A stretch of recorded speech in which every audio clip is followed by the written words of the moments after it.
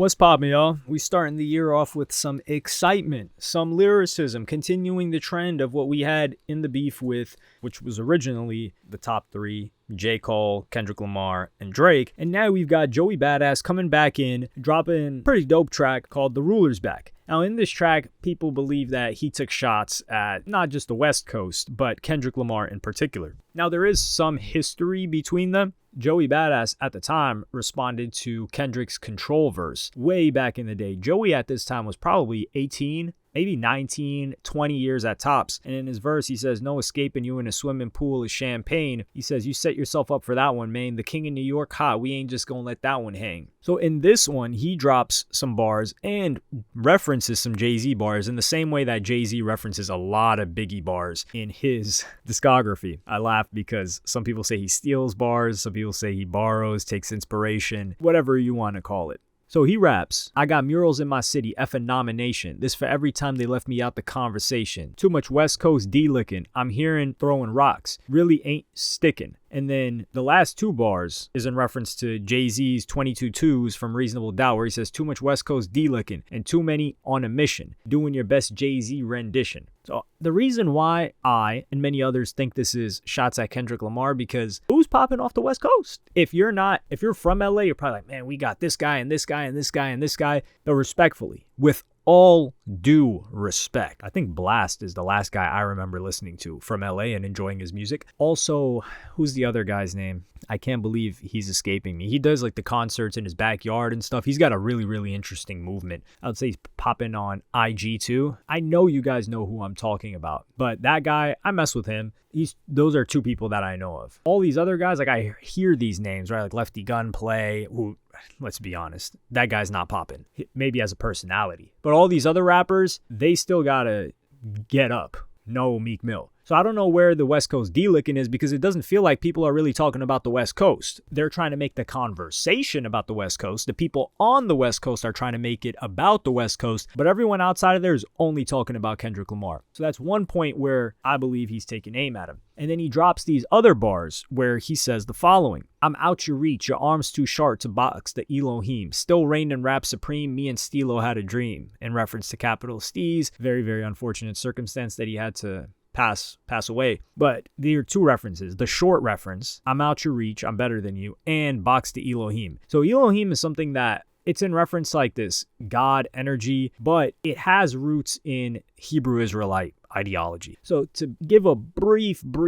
Hebrew Israelite synopsis, I'm no scholar on this, but I had extensive knowledge on this. It's whittled down to the basic knowledge now because so much time of me not studying it. But Hebrew Israelites are the guys that you see them a lot in New York City. Sometimes they wear purple. They've got these like crosses with staffs damn near. When Kyrie Irving got in big trouble for linking a documentary and saying we're the real Jewish people, that's Hebrew Israelite ideology. So Hebrew Israelites say that Ashkenazis or like these quote unquote white Jews, they're not the real ones. Black people are the real Jews. They're one of the lost tribes of Israel or Judah. And I think another part of their ideology is that their punishment, like the African descendants, was to be sent to America for slavery. So that was their punishment for erring away from God, and they're the real Jewish people.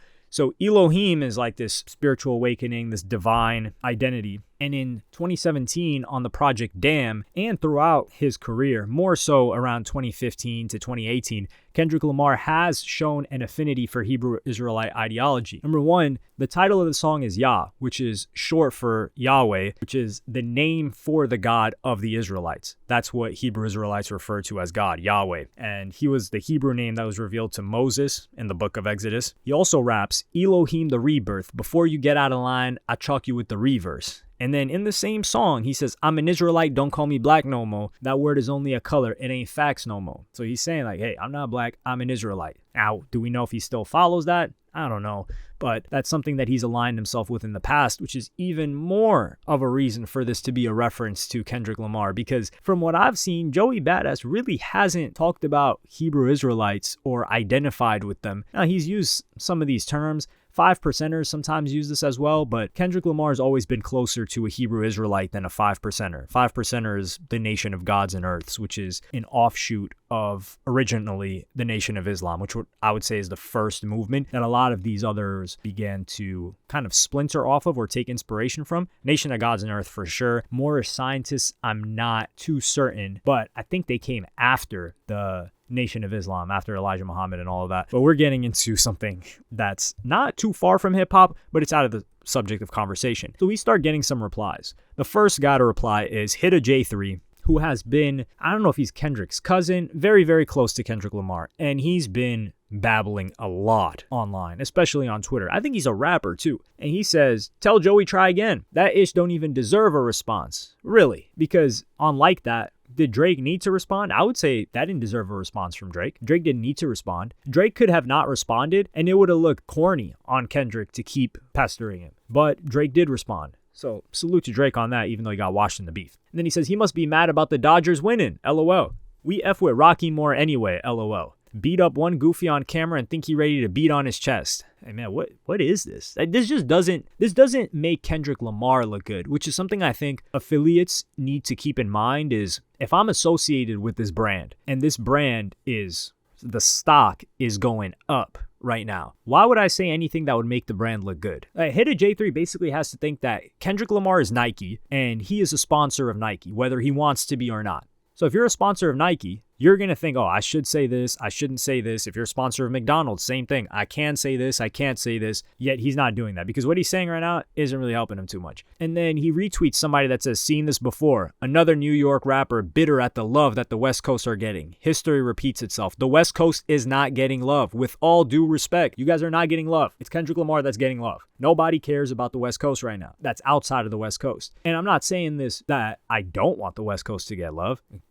I'm keeping it a buck here. I do mess with the East Coast more. I like East Coast music more. But if West Coast was dropping heat, I would say they were dropping heat. SOB, RBE, Shoreline Mafia, they were dropping heat. That era had a better chance of really, really breaking out of the West Coast than whatever the hell's going on there right now. So hopefully West Coast can continue to step it up with the looks that Kendrick Lamar gave them, which he did not need to give them, but he did. And this is the thing. If it doesn't deserve a response from Kendrick Lamar, Hitta J3 should drop a track. This is where I think about the sponsor analogy that I dropped and the lack of initiative. Because if Hitta J3 said nothing, right? And this guy wants his music to go up, or he should want his music to go up. The guy's a rapper. He was on Kendrick's project. He was on the song GNX. So if he wants his stuff to go up, everybody's going to talk about him replying to Joey Badass because he would be the first person to reply. He'd be close to Kendrick Lamar. He'd be from the West Coast. He'd throw something at the East Coast. So everybody would talk about the song. Therefore, growing his music career,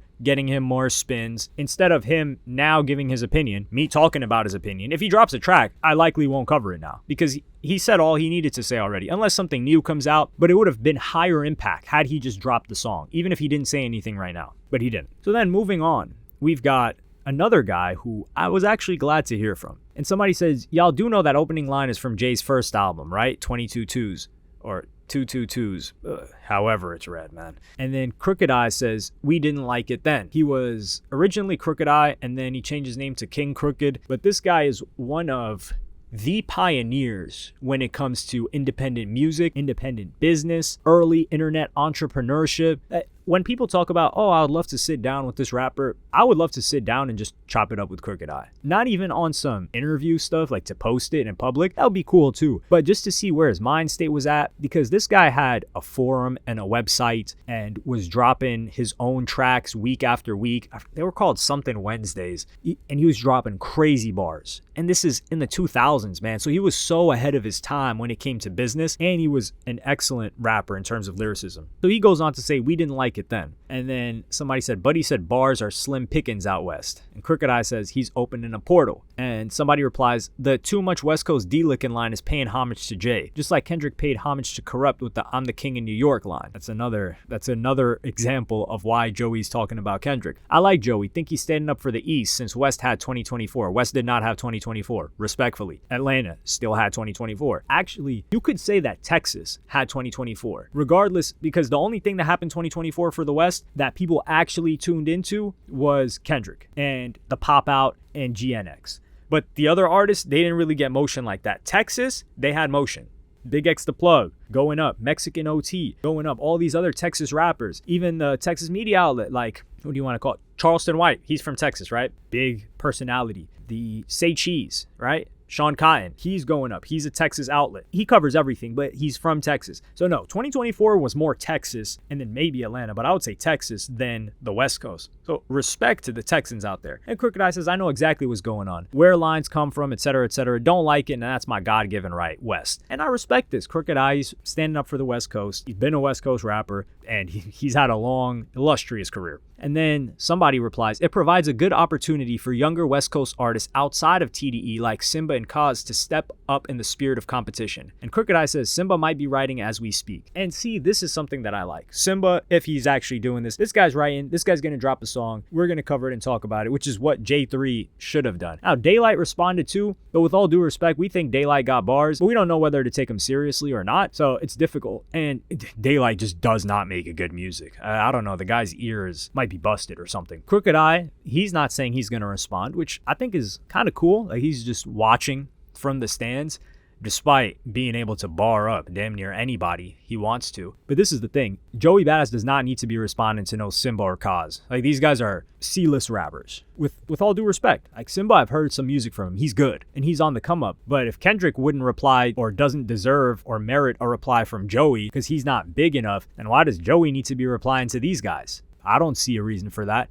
I like the fact that Joey came out here on his competition. He's ready to get in the booth again, ready to drop some bars, because Joey was supposed to drop an album last year. Or did he drop an album last year and I missed it? I'd be sad if I actually missed it. Okay, he didn't drop the album, yes, because I remember Arshawn from Kids Take Over. He was listening to some Joey Badass project. They linked up in New York, and he said he was enjoying it, and that was sometime last year, 2023 at the earliest. But Joey hasn't dropped since 2022, so we know he's still working. And 2000 was a good project. So Joey's been solid. Joey's also written hits. Let's not mince words here, or let's not forget. He dropped that, or he wrote or contributed to writing for Rockstar with Post Malone. So Joey, he's got a pen, man. And he just lays low, does his thing, isn't doing too much. I wouldn't say I'm biased, but I do have a favorable take towards Joey Badass because I've just known about the guy since he was like 13 or 14, because I knew people that knew him, never met the guy, and the people that I knew that met him, like, hell, we haven't spoken to each other in like 15 years, because he went to a high school that I knew some people that went to, because we went to like middle school together. It's back and forth stuff, or back in the day stuff. I don't want to babble on about that, although I know some people kind of want to hear me babble on about that. But let me know what you guys think in the comments. I don't want Joey to have a back and forth. I like this soft, playful bars here and there. I do think Kendrick will give Joey some bars, though, on the album. I just don't see Kendrick letting it fly like that, because people expect others to reply to Kendrick. And by others, it's Drake, who's the hottest guy in the game. Yet Kendrick's too good to reply to anybody. Who is Kendrick equal in replying to? Like, I want that question answered. Hitta J3.